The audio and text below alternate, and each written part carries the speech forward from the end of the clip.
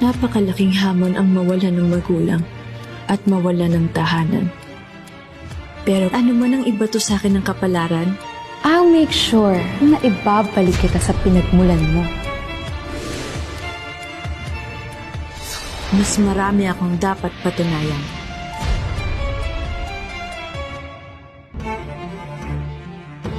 Kontento na ako sa buhay na meron ako. Saan man ako magpunta? Kung ang mamahaling ko. Hanggang sa sirain nilang lahat. Lahat ng sakit, lahat ng pang-aapi, ibabalik ko sa inyo. Dahil maniningil ako. Maghihiganti ako!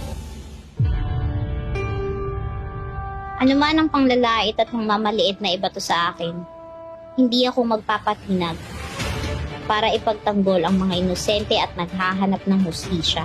Attorney Lilet Matias respectfully appearing for the respondent, Your Honor.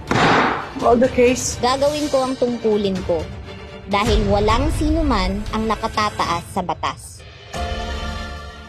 Nakamit ko na ang pangarap kong maging isang doktor, ang magligtas ng buhay. We did it because of Dr. Santos, the youngest neurosurgeon in the Philippines.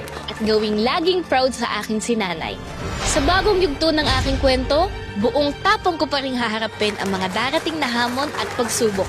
I would like you to meet the new co-owner of Apex, my daughter, Justin. Hi, cuz.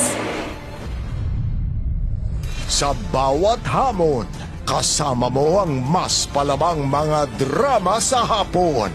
Ito ang GMA Afternoon Prime.